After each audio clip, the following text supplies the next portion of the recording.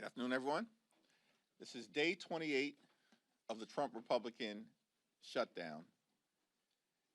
And Democrats continue to make clear that we will sit down with our Republican colleagues anytime, any place, here at the Capitol or back at the White House in order to reopen the government, enact a bipartisan spending agreement that actually meets the needs of the American people, and address the health care crisis that Republicans have caused that is devastating people all across the country, in working class America, rural America, urban America, small town America, the heartland of America, and black and brown communities throughout America, particularly at this point, given the Republican refusal to extend the Affordable Care Act tax credits.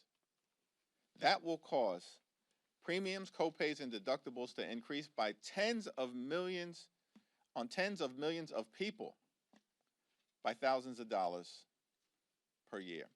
At the same time, Republicans are now threatening to weaponize hunger against the American people and withhold funding for nutritional assistance for children and seniors and veterans and women.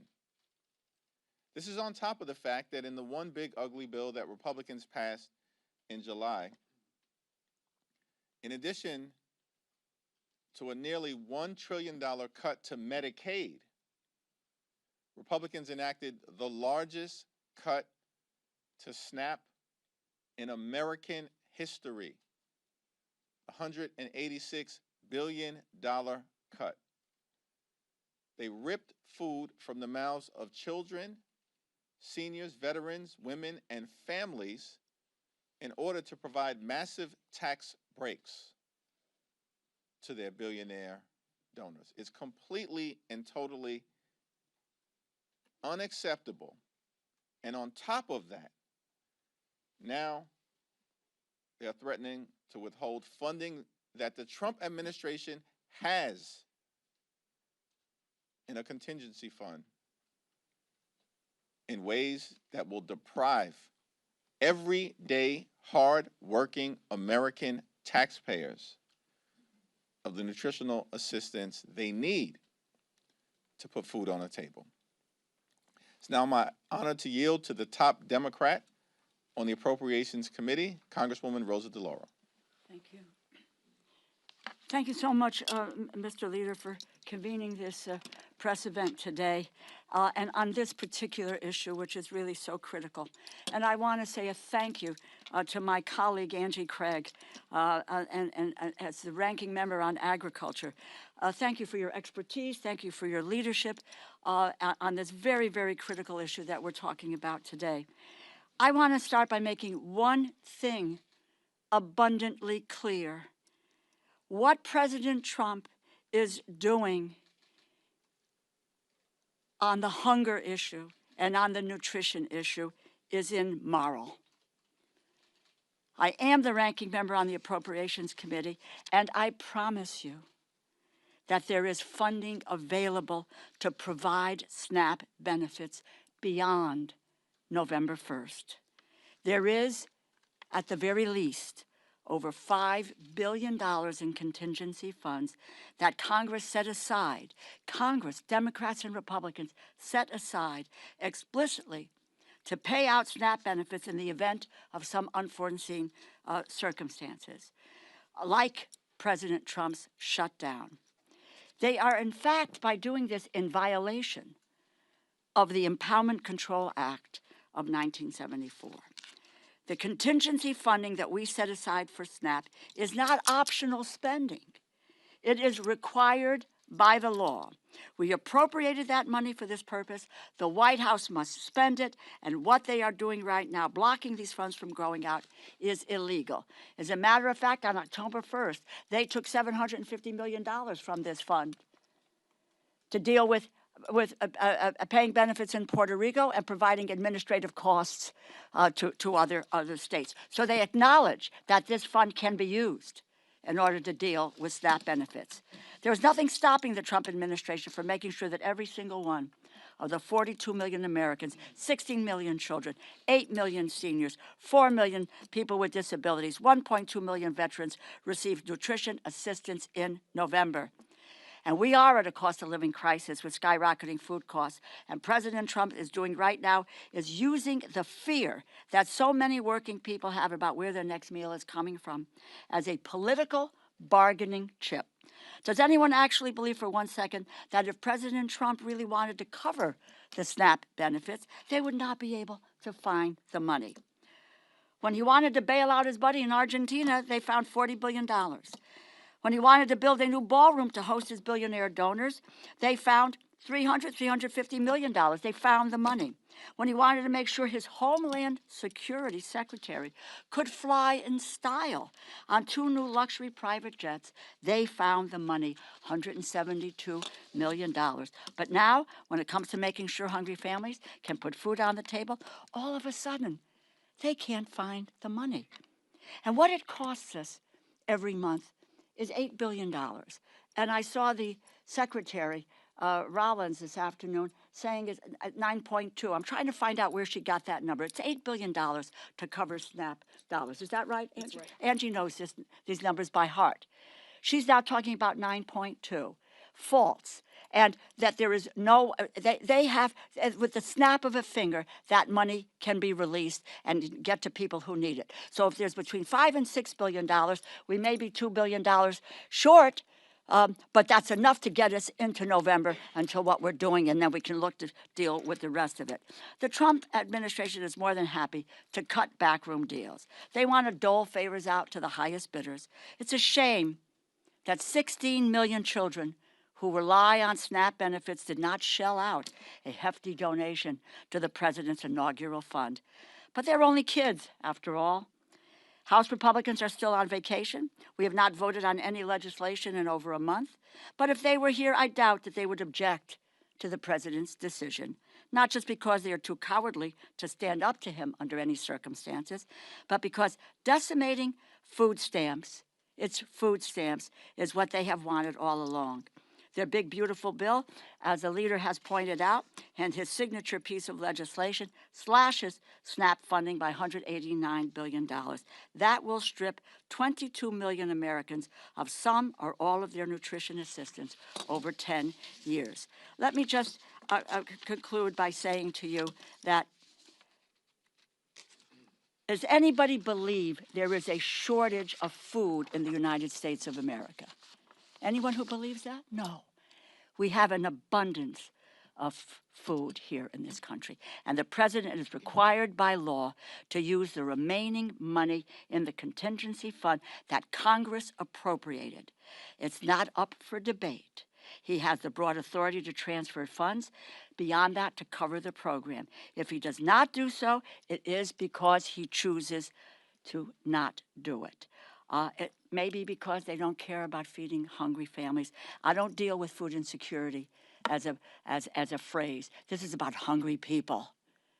People going hungry in the United States when we have an abundance of food in this country. This is not a game, it's people's lives. We're the wealthiest nation in the world, as I said, with the abundance of food, and no one, not an adult, not a child, not a senior, not a veteran, should go hungry in the United States. Under President Trump and Republicans' failed leadership, it is just one crisis after another. Open enrollment for health insurance begins in 4 days. They have not addressed the health care crisis they created. President Trump and the Republicans should return to Washington, end the shutdown. Vacation is over. We are here, we are working, and we are ready whenever they decide to join us. Let me turn it over now to the really indefatigable and will be chair of the of the Authorization Committee, Angie Craig from Minnesota. Well, thank you so much, Rosa, and thank you, Leader Jeffries. We are here today because President Trump and Secretary Brooke Rollins have chosen to take food away from 42 million Americans. Instead of coming to the table and working with Democrats to find a way to protect Americans from losing their health care, their health insurance premiums increasing dramatically, or both, the Trump administration has chosen to use the security of food in our country as a bargaining chip in a government shutdown. The president can't even be bothered to be in the country while Americans line up at food shelves across our nation. 440,000 Minnesotans alone need access to the SNAP program. The Trump administration has the appropriated funds and legal authority to fully fund SNAP in November, plain and simple. They are refusing to follow the law, and they are cutting food assistance when there are ample funds available, over $5 billion in the SNAP contingency fund, and they have the legal statutory transfer authority to fund the rest. If the president wanted to help feed hungry Americans, he would. He's shown us that. He does whatever the hell he wants to, whether it's legal or not. This is not only legal, but it is the right thing to do. But his actions have shown a callous disregard for America's seniors, veterans, and families with children. Earlier this year, he canceled food orders to food banks, stopping $500 million worth of food from reaching people in need. Food that our family farmers across this nation have grown. Food that they counted on being able to sell to the nation's food banks. The Republicans' one and only priority this Congress has been the big ugly bill, which not only cut health care by $1 trillion, but also cut SNAP by $186 billion, a frontal assault on our most effective basic need food assistance program to help vulnerable members of our community who rely on it to keep food on the table. Now the administration is taking food away from 16 million children, 8 million seniors, and 1.2 million veterans. Their hands are not tied. Their hands are not tied. The law is clear. The law is as clear as this administration's cruelty is as clear. The law is as unambiguous as congressional Republicans' desire to let the ACA tax credits expire. It is unconscionable. It is egregious, and it is illegal. I'm calling on the president to do the right thing and the moral thing, which coincidentally offers him a chance to do something he rarely does, which is follow the law. I'm calling on my Republican colleagues to speak up to your friends in this administration and at the USDA and deliver a simple message. They have the money and the authority to fund SNAP. Hungry Americans are not poker chips. Their health and well-being are not to be gambled with. And I so appreciate the attorneys generals from across this nation, including my own Minnesota Attorney General Keith Ellison, for standing up to this administration earlier today. Stop playing politics with America's hungry children, veterans, the disabled, seniors. Get back to the negotiating table. Open up the government and fund SNAP in November. Thank you. Connecticut joined that suit too, so excited to be with you. We're going to do on-topic questions first around the shutdown, SNAP, and healthcare. My question is for Congresswoman DeLauro on the shutdown. The speaker said that throughout the shutdown the last month or so that appropriators have still continued to work on the 12 appropriations bills. Can you talk about what that work has looked like as lawmakers have been off the Hill? How have your members been able to engage with Republican appropriators in both the House and Senate? Sure. When the four of us sat down, Congressman Cole, Senators Murray and Collins and myself, it's really now over a month ago, and we came together and we talked about 2 or 3 things. One of them was that what we needed to do was to have the top lines for the agriculture, interior, and the military construction bill. The second thing, and we agreed that we would do that, so we had a number to work to. The second thing was that we would do a bipartisan continuing resolution. a bipartisan continuing resolution. And that would include two things, one of which was to take into consider Democratic priorities, because all of the bills that we had seen were just unilaterally partisan. And amongst those Democratic priorities was the issue of health care and the premium subsidies and the Medicaid cuts. It's $1 trillion and the skyrocketing costs that are now upon people at this very, very moment. And the other thing that we spoke about, and there was a consensus about this, that what we needed to do was in the future, when the appropriators came to a conclusion, that would stick, and that we wouldn't have any unelected bureaucrats who were saying, no, money's going here, money's going there, everywhere, except for where it was appropriate. We had consensus about that.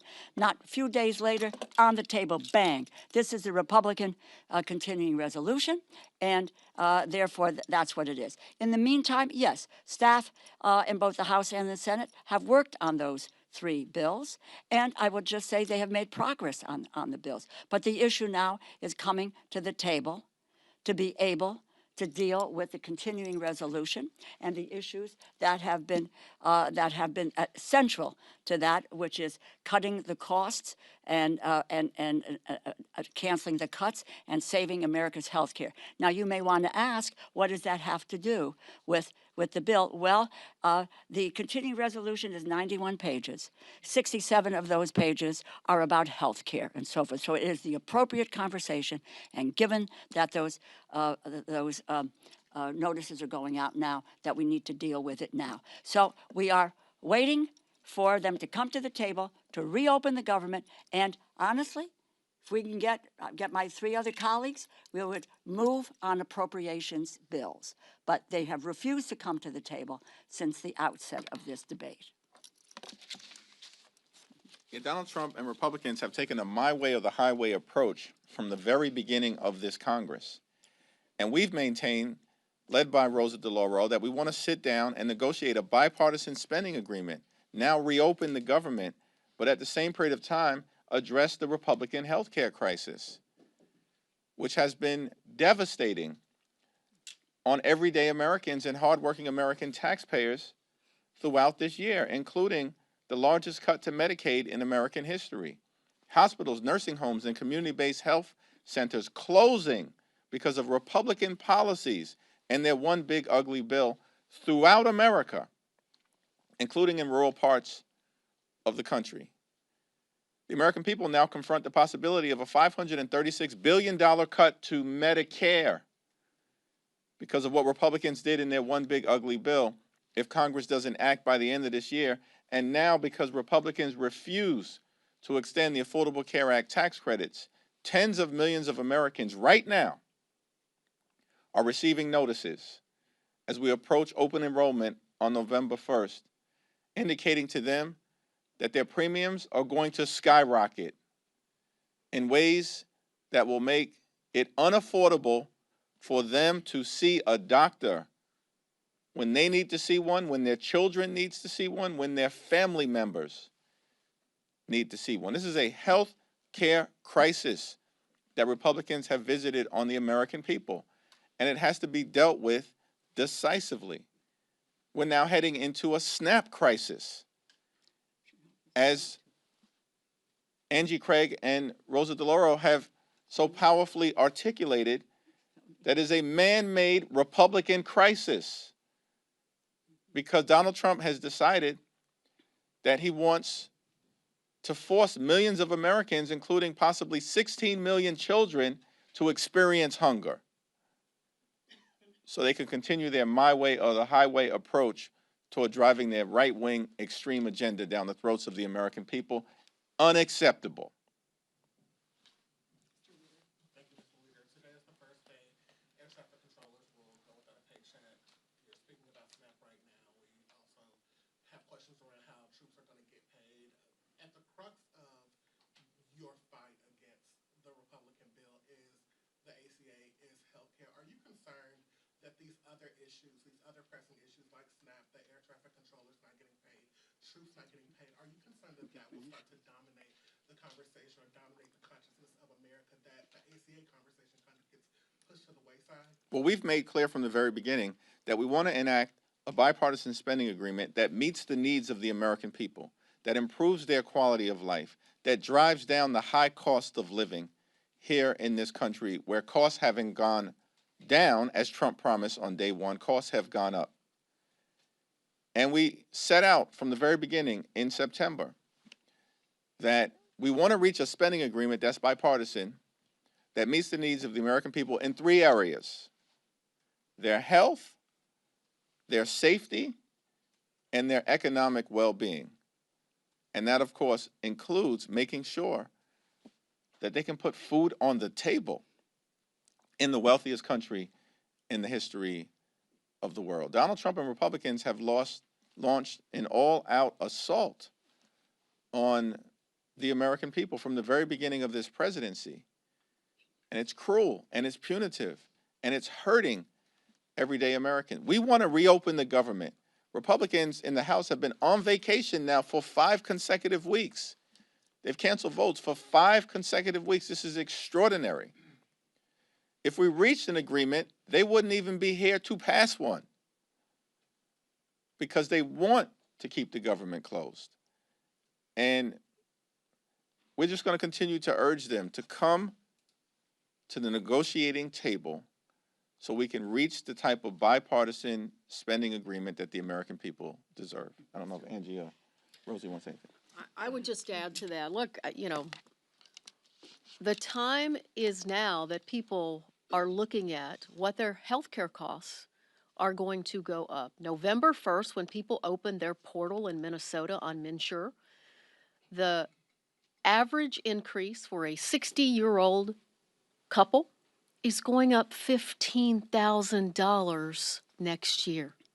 Think about that. How can Americans fit another $15,000 into their budget? They can't even afford their housing and their health care and their grocery costs today. This is a moment in time where we have to have the moral courage as Democrats and Republicans to come together to make sure that Americans can stay healthy. People are desperate as they go to renew their health care. It's not in December. It's not next year. It is November 1st, this Saturday. So in terms of being distracted, people are not distracted by the premium increases that they're getting. They are laser focused on what's happening in their own budgets right now. If I just want to add one more thing. Is a young woman in my district, Renee, who I was with on Friday, she got her notice, an increase of $2,000 per month, $24,000 a year for health insurance. Can anybody here pay for that? She can't. Her husband is gravely ill. He doesn't have insurance, etc. This is real stories. But I would say to you that on the food stamp issue, the money is there. Let us not let them get away with saying that they can't do it. They have their political will isn't there to feed the people who rely on the SNAP program, which is the most effective anti-hunger program in the United States of America. They're playing fast and loose with people eating. Can you imagine that? But that's the reality. And you need to talk about that. They just talked to states about not wanting to reimburse. My state of Connecticut yesterday is putting up $3 million. They want to know if they can get reimbursed. This administration has said, no, you can't get reimbursed. But you know what's happened in the past? Because Democrats and Republicans have come together to work on these issues, all the benefits have been paid out, whether it was a reimbursement or it was the benefits that they so deserve and that they qualify for. This is an administration that is lawless at its core, and we cannot let them get away with it. Yeah. So we're almost about 3 days out from where the original Democratic CR was set to expire. Can we expect to see a new Democratic CR with a new date and any other potential policy changes? Well, we'll continue to be in conversation with our Senate Democratic colleagues, we've all held firm to the proposition that we want to reopen the government. We want to negotiate a bipartisan spending agreement. That's our position, and we've maintained it from the very beginning. The problem, the reason why we're in this shutdown, day 28, is that Donald Trump and Republicans continue to maintain a my way or the highway approach, and the American people know it, which is why the American people have turned against Donald Trump and Republicans, because their policies aren't working. They've gone too far in area after area after area and have not made life better for the American people. So we'll continue to be in dialogue with our Senate Democratic colleagues, but publicly, our position has been the same as our private position, which is we'll sit down anytime, any place with anyone on the other side of the aisle, either here at the Capitol or go back to the White House, where we've repeatedly made clear to President Trump. Reconvene the legislative leaders. Convene the appropriators. Do what leaders do in moments like this, as opposed to being missing in action now for 28 days while finding $40 billion to bail out a right-wing wannabe dictator in Argentina and destroying the historic parts of the White House in real time so that he can construct a ballroom where he will be celebrated like a wannabe king. This is all outrageous stuff. And the American people see it unfolding before their very eyes. And they know that Donald Trump and Republicans have not been serious about doing what is necessary to enact a spending agreement that actually improves the quality of life of hardworking American taxpayers. So. Thank you, Mr. Leader. Republicans have said that the easiest way to fund SNAP is to reopen the government. And you say that Democrats want to reopen the government. Why not call on your Senate colleagues, your Senate Democratic colleagues, to reopen the government and alleviate all the impacts of the shutdown, and then immediately dive headfirst into solving this healthcare crisis? All hands on deck.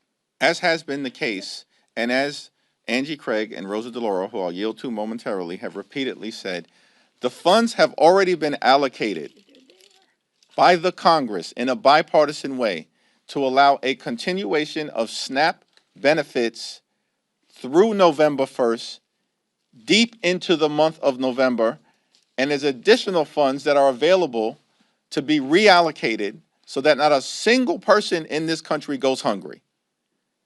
And if that happens beginning on November 1st, it's because Donald Trump and Republicans want the American people to go hungry.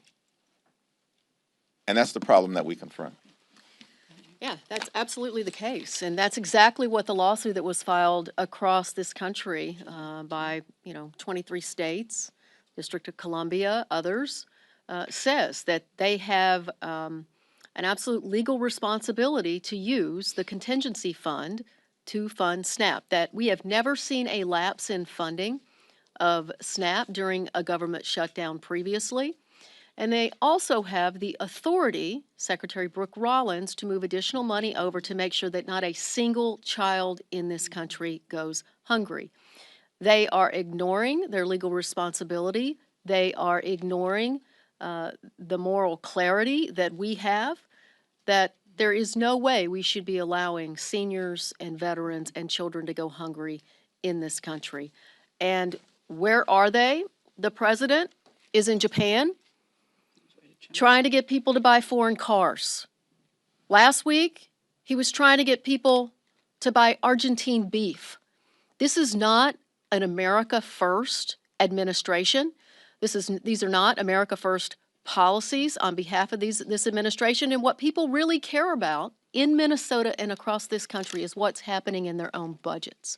And what's happening in their own budgets is that this president's trade wars, attacks on family farmers by decimating the farm economy, is causing farm bankruptcies to dramatically increase across our country. And look, it's a slap in the face to family farmers. Without those farmers, we will not have food security in this country, and this administration needs to step up and do the right thing. By the way, supplemental nutrition assistance program. We just don't sit here and say, okay, we're going to pass this law today, and Democrats and Republicans are going to agree to that, and the president signs it into law, and then we say, oh, hey, did we really mean to do that? And just to ignore that, which is what is happening. It is in the law. And they are violating the law because they don't have the political will to do it. Because, you know why? Because what they want to do is, as Secretary Rollins did this afternoon on TV, is to say that the Democrats are responsible for taking food out of the mouths of children, or some other, quite honestly, cockamamie excuse that she might have for not following what the law of the land is. But it is, quite frankly, starting with January, there's been an unbelievable violation of the Constitution and the laws of this nation with this administration. But you know, let's stand our ground and let the people know that the money is there. They need to wave their magic wand, and the money will go out, and in short order, we'll be able to get 42 million people fed in the way that the food stamp program has done from its outset. Let me thank Congresswoman Rosa DeLauro and Congresswoman Angie Craig for their continued leadership. Thank you. Thank you. This question is for any of the representatives, but Okay. now it would be for you, Leader Jeffries. Mike Johnson and some of his Republican colleagues have pointed out the pain of Americans losing access to nutritional assistance programs, including this press conference today, although they do blame Democrats for funding health care for who they call illegal aliens. Do you think there's going to be any flexibility for them in meeting with Democrats to address this issue, given they've talked about it? The Republicans passed their one big ugly bill in July, and that bill hurts everyday Americans to reward their billionaire donors. And in that bill, they enacted the largest cut to Medicaid in American history. Hospitals, nursing homes, and community-based health centers are closing all across the country, including in Louisiana, because of what Mike Johnson and Republicans did in that one big ugly bill. And at the same time, they cut SNAP benefits by $186 billion. Donald Trump and Republicans literally ripped food from the mouths of hungry children, seniors, families, and veterans in order to reward their billionaire donors. That's what the one big ugly bill was all about. And so at this moment in time, these Republicans have zero credibility as it relates to the issues connected to health care and SNAP, because the American people have already seen what Republican policies look like. And that's ripping health care away from millions of Americans and doing the same thing as it relates to nutritional assistance. Our position continues to be clear. Let's sit down. Let's reopen the government. Let's find a path toward a bipartisan spending agreement that actually meets the needs of the American people. But we have to address the Republican health care crisis and the fact that on November 1st, just a few days from now, open enrollment will begin and reality will strike for tens of millions of Americans who receive their health insurance, both from the Affordable Care Act tax credits and beyond, that their health care costs are about to skyrocket, in some cases increase by $10,000 per year, $15,000 per year, more than $20,000 a year. These are working class Americans who are about to be hit with these dramatic increases that they cannot afford. And that's why Democrats continue to be in this fight until we win this fight. Thank you, Leader Jeffries. The House Oversight Committee released their report into the former President Biden's auto pen use, and the probe that they investigated. And Attorney General Pam Bondi said that the DOJ will initiate a review of the Biden administration's reported use of the auto pen for pardons. Can I get your reaction to that? The so-called chairman of the House Oversight Committee, James Comer, continues to behave like a malignant clown. We can't point to a single thing that he's actually done to make life better for the American people. Here's what he should investigate if he's investigating presidents or former presidents. Investigate the fact that Donald Trump promised that costs would go down on day one. He promised, Donald Trump, repeatedly, that costs would go down on day one. Costs haven't gone down. They're going up. Inflation moving in the wrong direction, as evidenced by the most recent report that was just issued last week. Housing costs are up, grocery costs are up, childcare costs are up, electricity bills are through the roof. And now, because of the Republicans' refusal to extend the Affordable Care Act tax credits, tens of millions of Americans are about to experience dramatic increases in their health care costs that will force medical bankruptcy on many of them, or they'll have to make a choice between going to see a doctor, putting clothing on their back, paying the rent or mortgage, or putting food on the table. This is what's happening in the United States of America, the wealthiest country in the history of the world. If James Comer wants to investigate something, investigate Donald Trump's lie that he was going to lower costs on day one. Two questions. The first is about the federal workers, the largest unions that are earlier this week. Does this give you any concern that that'll put pressure on Senate Democrats to cave? And then the second question is about Mamdani, obviously the union's endorsement. Do you encourage Leader Schumer to do the same? I issued a statement with respect to the mayor's race in New York City last Friday. That statement speaks for itself. In terms of the current situation that we find ourselves in relative to hardworking federal employees, we support them and will continue to stand by them.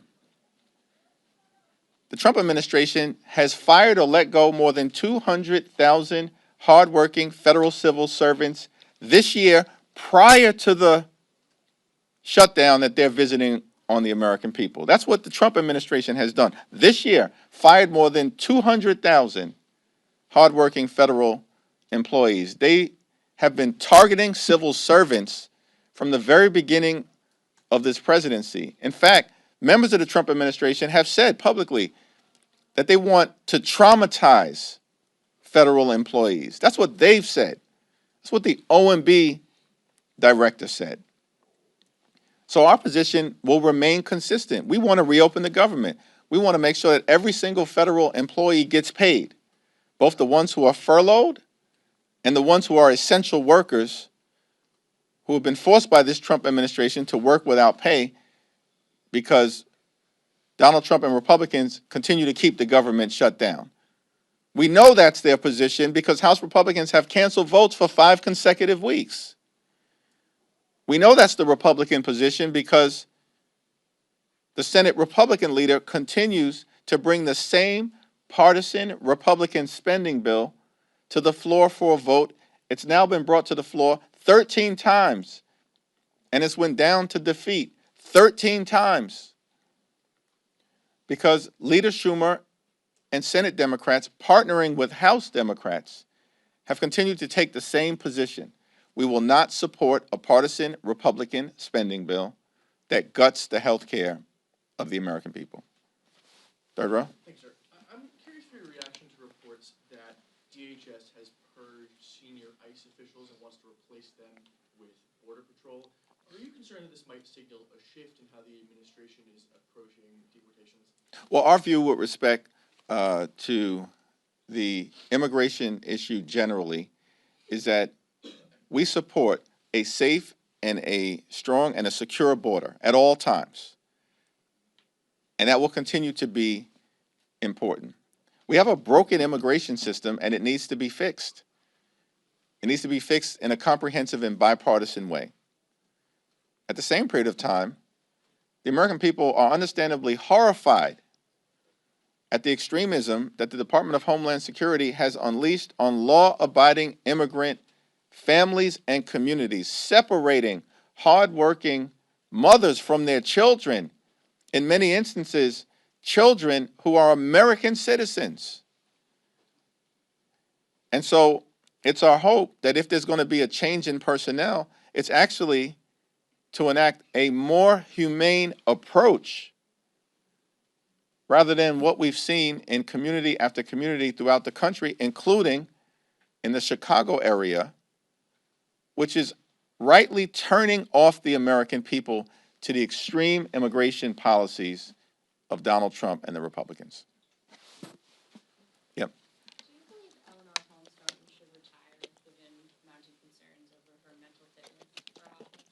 I have not had a recent conversation with Delegate Eleanor Holmes Norton. Obviously, she's had a legendary career. Ultimately, it's going to be her decision and the people of the District of Columbia to make that decision as to who's best positioned to represent their interests moving forward. Thanks. Just piggybacking off of an earlier question, regarding the federal workers union, Speaker Johnson earlier today, reportedly on the call with his conference, indicated that he thought that that pressure and the SNAP benefits would force Democrats' hand to adjust. What's your response to his supposition that this may change things? And is there any, in your mind, is there an off-ramp? Well, Democrats are going to continue to stand up for hardworking federal employees as we've done throughout the year in the face of the relentless targeting of civil servants by Donald Trump and his administration. Federal employees know who stands on their side. It's us, House and Senate Democrats. They've lived the experience of the Trump administration going after them in the most horrific ways possible since January 20th, and we, as House and Senate Democrats, are going to continue to stand up for them. We're going to continue to stand up for nutritional assistance. It's the Republicans who cut $186 billion, the largest cut to SNAP in American history. They just did this in July as part of their one big ugly bill so they could reward their billionaire donors and continue to subsidize the lifestyles of the rich and shameless. It's out of control. That's their track record. That's the Republican track record. And of course, we're going to continue to stand up for the health care of the American people. And I don't know why Republicans think this is a game. This is not a game.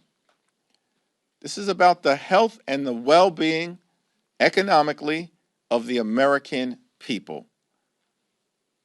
And Democrats are going to stay in this fight until we win this fight for working class Americans, for middle class Americans, and for hardworking American taxpayers. Thank you all.